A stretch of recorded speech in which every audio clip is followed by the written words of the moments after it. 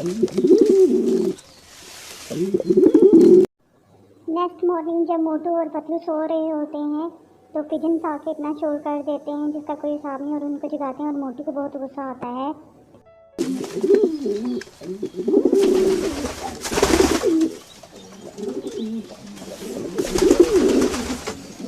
कबूतरों ने तो जीना मुश्किल कर दिया है। हस हस हुर्र हुर्र हुर्र हुर्र। मोटू उन्हें भगाने की कोशिश करता है और कहता है इधर ये लोग और उधर गांव में हमें इमरान खान मिला था। पता नहीं क्या किस्मत पाई है कि हर जगह बर्ड्स ही नज़र आते हैं और वो हमें तंग करते हैं।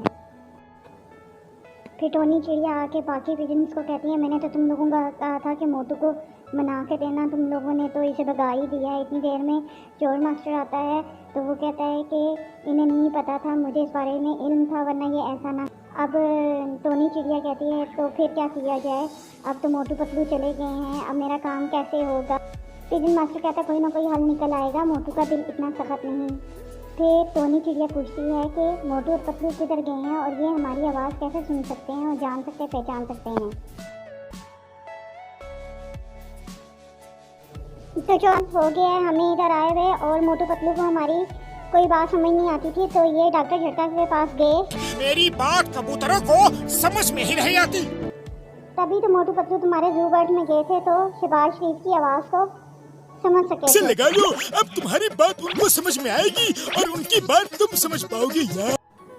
उस दिन से लेके आज तक ये हमारी बातें सुन सकते हैं और हम इनकी बातें समझ सकते हैं, लेकिन इन्होंने बहुत सारे हरबे इस्तेमाल किए हमें यहाँ से निकालने के लिए, लेकिन कोई भी हरबा ना चल सका।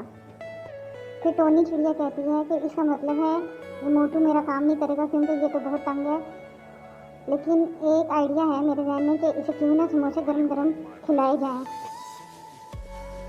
पिजन मास्टर कहता है कि तुम और समोसे बना सकती हो। कहती हाँ, मैं जब अपने जू में थी तो मैं समोसे बनाती थी और मेरे सारे फैमिली मेम्बर्स आकर दूर दूर से समोसे मेरे हाथ के बने हुए खाते थे और इतनी तारीफ़ करते थे कि उनका दिल चाहता था कि मेरी उंगलियां भी चबा जाएं।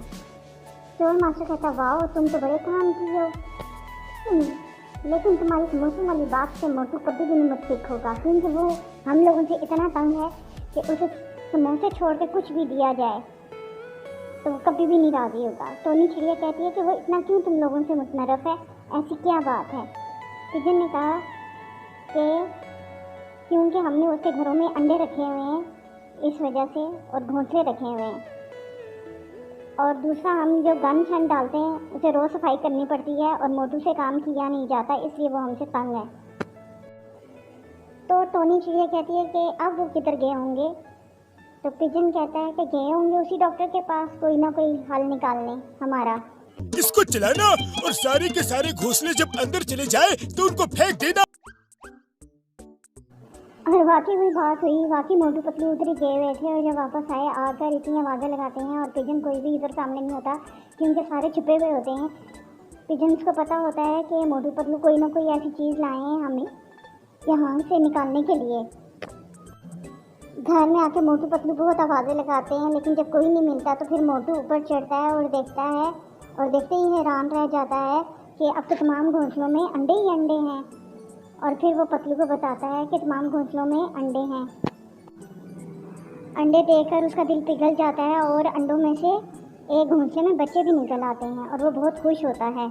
सब घोंसलों में अंडे हैं यार, फिर अगर घोंसला खींचा तो ये अंडे टूट जाएंगे ना। मोटू पिजन्स के बच्चों को दाना चुन कर डालता है और उसके बच्चे भी मोटू के साथ मानूस हो जाते हैं। छुपे हुए पिजन बाहर आ जाते हैं और मोटू का शुक्रिया अदा करते हैं। लो, क्या कर रहे हो? अरे बच्चों को दाना खिला रहा हूँ। क्या? अरे दाना खिलाने गए थे कि घोंसला निकालने गए थे? यार पतलू ये बहुत ही प्यारे बच्चे हैं। फिर मोटू का रवैया नरम देखकर टोनी चिड़िया अपनी स्टोरी सुनाती है कि मेरा भी काम कर दो। जानी जानी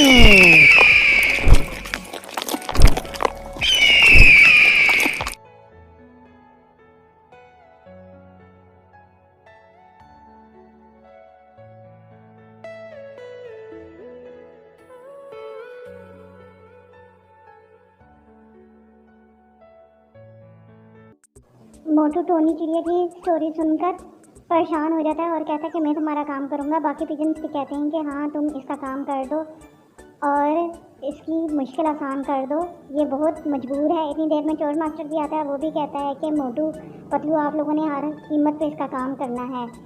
तो मोटू कहता है ठीक है, मैं क्यों नहीं हेल्प करूँगा, मैं सबकी हेल्प करता हूँ जो भी मुश्किल में होता है।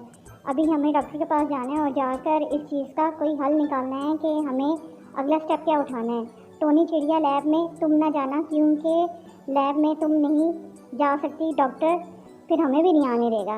टोनी चिड़िया भाई रहती है और मोटू पतलू जाते हैं। जाके डॉक्टर को कहते हैं कि ये तुमने क्या लॉकेट दिया, किसी काम का कोई नहीं है, ना पिजन भागे ना कोई काम हुआ। डॉक्टर कहता है कि ओ मोटू ओ पतलू तुम लोग पागल हो गए हो, मुझे एक बात बताना याद ही नहीं रही, ये तो इतना कीमती लॉकेट है, तिलिस्मती लॉकेट है और इससे तो तुम हर बुराई का मुकाबला कर सकते हो, ज़रा सा इसमें कुछ बोलना, देखना ये तुम्हारे काम कैसे करेगा। और फिर मोटू पतलू आते हैं और आवाज़ें लगाते हैं टोनी चिड़िया को। टोनी चिड़िया नहीं आती, पतलू कहता है लगता है वो अपने विलेज वापस चली गई है। फिर टोनी चिड़िया आकर पतलू के सर पर बैठती है तो मोटू हंसते हुए कहता है टोनी चिड़िया तो तुम्हारे सर पर है और वो विलेज नहीं ज़ू था। और फिर पतलू कहता है हमें अब जाना चाहिए, टोनी चिड़िया का काम करना चाहिए। टोनी चिड़िया परेशान है तो पतलू कहता है कि लॉकेट हिलाकर इस चीज़ का हल निकाल लो। तो मोटू लॉकेट हिलाता है।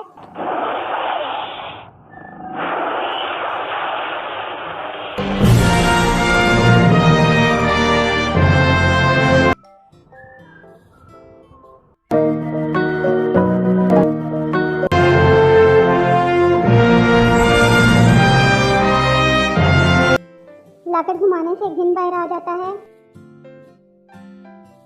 सिक्के का दूसरा साइड भी देख लिया, लोग दूसरा साइड नहीं देखना चाहते।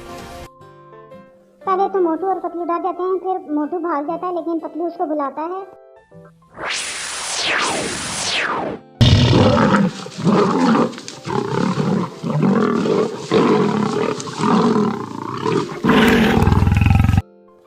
पतलू मोटू को बताता है कि इसमें डरने की बात नहीं, क्योंकि ये लॉकेट का जिन है, ये हमारी मदद के लिए आया है, इसलिए डरने की जरूरत नहीं। और फिर वो जिन से पूछे तुम जिन हो, तो वो कहता है कि मैं सी किंग हूँ, गुस्से में आकर।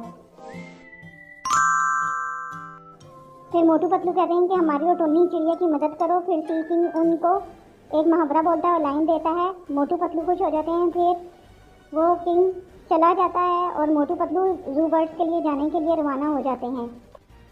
Like, share, subscribe.